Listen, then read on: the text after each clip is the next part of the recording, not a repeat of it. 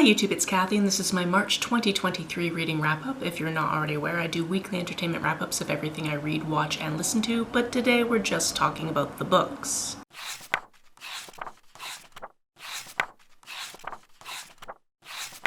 March was an incredibly busy month for me. In fact, in the month of March, I was in 6 different countries.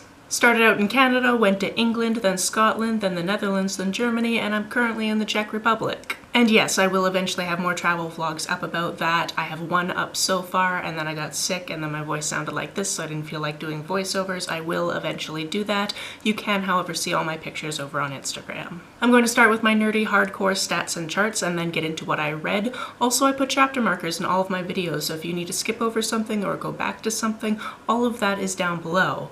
While you're checking that out in the description, make sure that you are subscribed to me because sometimes YouTube likes to unsubscribe people, which is just incredibly rude, and hit that notification bell so you're notified every time I upload. In March, I read 13 things for a total of 3,217 pages. That takes into account converting audiobook minutes to pages, so 1,646 of those pages were actually about 46 hours of audio. The age breakdown for these books was 7 adult books, 2 YA books, and 3 middle grade books. I read 9 novels, 2 graphic novels, 1 novelette, and 1 novella. This month was mostly fantasy, followed by mystery thriller, horror, science fiction, and non-fiction. If you adjust by page count, not a lot changes. Almost half of these books were from the library, but I also read books from NetGalley, Amazon, a publisher, an independent bookstore, and a friend. I read 8 ebooks and 5 audiobooks. The biggest chunk of my reading was in the 200 to 299 page range, and all but 1 book was published in the last couple of years. Most of these books were written by women, and most of the protagonists were women. In terms of setting, most of these were set in other worlds, although the rest were set in the US. In terms of diversity of subject matter, nearly half were queer, some had to do with mental health and disability, some were intersectional, and 1 had no notable diversity. In terms of star ratings, this month I had 1 3-star read, 3 3.5-star reads, 7 4-star reads, and 2 5-star reads. Let's start with our lowest rated read and work our way up to the highest, shall we? My 3-star read this month was Mort by Terry Pratchett.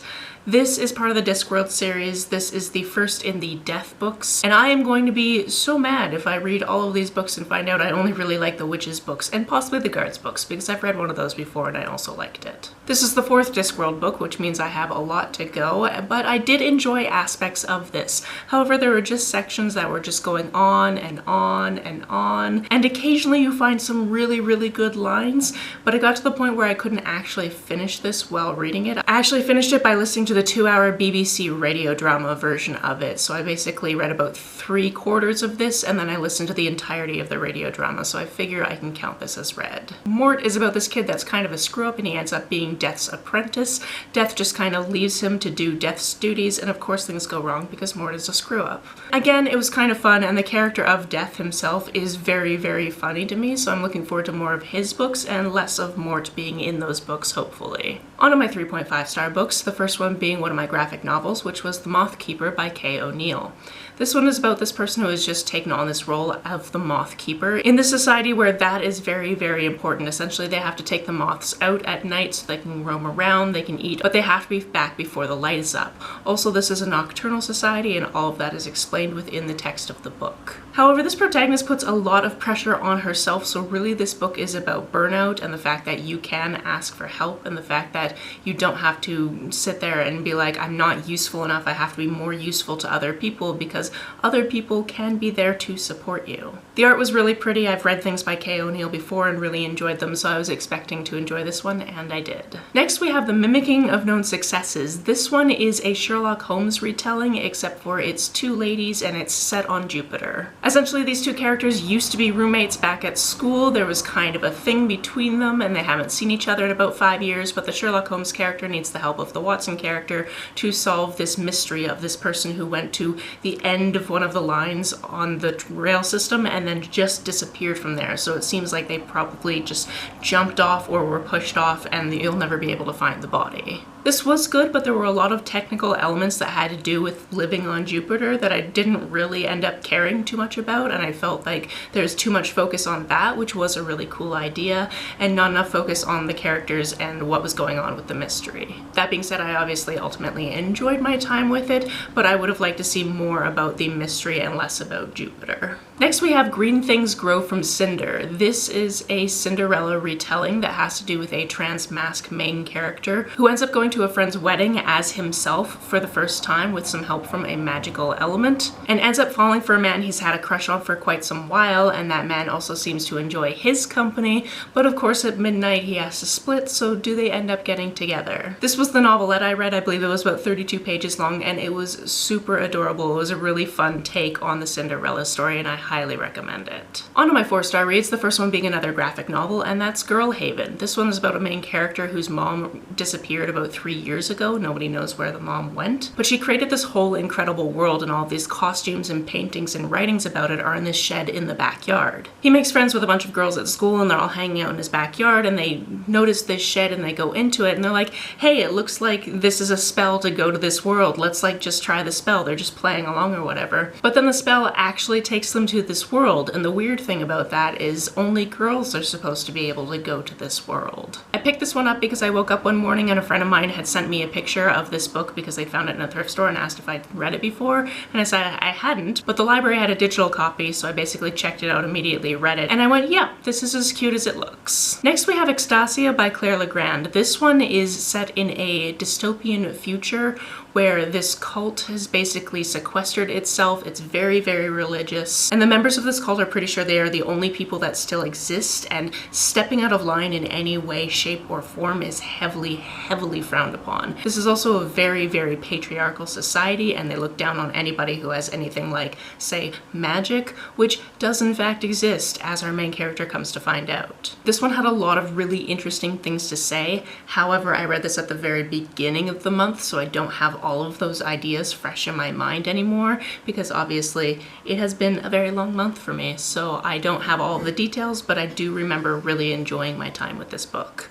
Next we have All the Dangerous Things. When we meet our main character in this one, it's been 1 year since her son went missing from his crib in her home, and she has not stopped looking for him. This means she goes to things like True Crime Con and tries to talk in as many panels as possible, and a lot of people think that this is her just trying to get some form of notoriety, just trying to get her name and face out there, when really she's just doing it so people will continue to look for her son. This has actually caused a breakup of her marriage, and she just wants to know how she can possibly get the word out about her son. She also really hasn't had a full night's sleep since her son went missing, so there is a little bit of unreliable narrator trope in this, or at least a little bit of, am I being unreliable? I don't know because I am so tired. I really enjoyed this one. It had a great mystery element to it, and it had so many different people that could have been the culprit, and ultimately, because I'm on a huge true crime kick, I very much enjoyed it. Next, one of the books that I read for the Trans Right Readathon was Hell Followed With Us. This one is a horror dystopian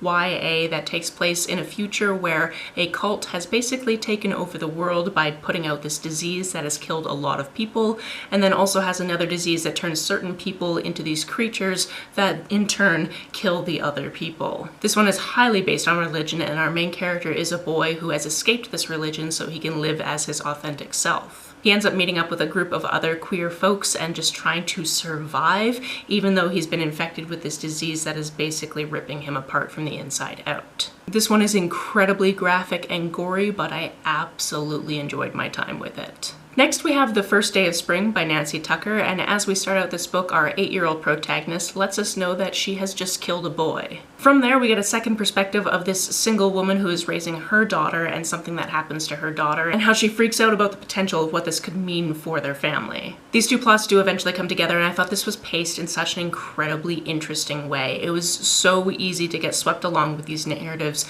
and just want to know what was going to happen with these characters, and a lot of conflicting emotions happen as you learn new things. I don't know how long I've been talking, so I'm going to check my camera. The angle's about to move because I need to move my camera. Next, another book I read for the Trans Rights Readathon is In Shadowed Dreams. This one was the novella that I read, and I can't believe that this author packed so much into such a tiny little book. This book is kind of told in a couple of different parts. We've got the current time frame where our main character is trying to figure out how to do something with somebody else to kind of fix things that are going on. We also have a flashback to when this character found out that magic exists in the world and that they are in fact magical. We also then have vignettes about the relationship with their friend. Now the whole thing about the relationship with the friend is the one that told our main character that magic exists in the world. However, this friend has been missing for like 9 months, except for their body is still walking around because their body is now inhabited by a fictional character from their friend's favorite book series. I know, that's a wild ride, isn't it? However, this is an absolute love story to people who love stories and love the idea of magical worlds and magical things happening in the world. And I'm always going to feel like I'm not explaining it as well as I possibly could. And that's because you just need to go read it for yourself. It is very short and it is absolutely packed not only with the lore of the fictional world that the friend really likes, but the world that this fictional character now finds himself in. Last for my 4-star reads, we have Forgotten Girl. This one is about this girl who has had to change schools for reasons you come to find out. She used to live with her mom and now she lives with her dad. And the day before school starts, she finds herself walking around town, she finds herself in a cemetery, and she finds the grave of a girl who died when she was 17, and that is the age of our protagonist. She ends up going home and looking up this person and finds out that her murder was never solved. When she gets to school the next day, she finds out that they have to do a senior project, a passion project, and she decides that she is going to do a true crime podcast trying to figure out who killed this girl who died 17 years ago at the age of 17. As I've mentioned several times, I've been on a huge true crime kick, so this one was obviously something that I wanted to check out. Also, I read this as an e-arc, but apparently there is an audiobook, which makes sense because it's based around a podcast, so why wouldn't you do that? So eventually, when I do a reread of this, I'm definitely going to do it on audio, assuming my library has it. This one I actually read all in one day, and it's because it was incredibly compelling how the characters would give you little bits of information about their backstories. You'd learn little bits of things about the main character and the friend that the main character meets, and then also backstories to do with people around the murder and who could have possibly done it. And it just made me want to know more and more and more until finally I got to the end of the book. I very much enjoyed my time with this one. On to my 5-star reads. The penultimate book on this list is Never Say You Can't Survive by Charlie Jane Anders. This is a book about writing in our time frame where it's really hard to think about doing anything because life is incredibly difficult these days. Not only do we have what started in 2020, but we have all of the political unrest, especially around trans rights and reproductive rights and so many other rights that are being stripped away from people around the world. This book talks about how writing can be escapist, and not only is that great for the person who's writing it, it can also be great for the audience who ends up reading it. This one isn't a manual on how to write, but it is a book that gives you a lot of helpful tips and tricks, and basically just talks about the power of storytelling, and that's what I really, really enjoyed about it. The final book on this list is a middle grade book that I absolutely adored, and that's Sir Callie and the Champions of Helston. This one is about a character named Callie. They are non-binary, and because of this, they and their father left their family home about 2 years previous because their mother was not supportive. Their father used to be the king's champion, basically the head of all of the knights. However, a little while ago, the king actually went missing after his son died, and it's theorized that he's gone because he's just grieving that loss. Now that means that their other son has to train up to eventually one day become king, so Callie's father is called back to help in that process. Callie wants to go as well because Callie also wants to be a knight one day, the only problem being that everyone thinks that Callie is a girl and girls can't be knights. This one was absolutely delightful. I love the characters, I love the budding friendships and the potential relationships. This is the first in a series, and I cannot wait to read the rest of this series eventually as it comes out. I know I have to wait like everybody else, but I want to know more about these adventures. I also really enjoyed that we got to know little bits of backstories of characters that we had already met and established a relationship with, and we found out new and more interesting things about their backstories, and I'm just so excited to explore this world more. If you want to hear me talk more about these books or other books for that matter, the playlist for my weekly entertainment wrap-ups is always linked down below. If you've read any of these or you're planning to read any of these, let me know about it down in the comments below. On the way down to the comments, if you hit that subscribe button, that would be very nice of you. If you don't feel like leaving a comment but want to make sure that I know you were here, just leave me an emoji or a smiley face if you happen to be on your keyboard. Some people have asked if there's a way to financially support this channel, so I set up a Ko-fi account, which is a digital tipping service. The link for that, as always, is down below. You can like and share this as you see fit, and I will see you very soon. Bye!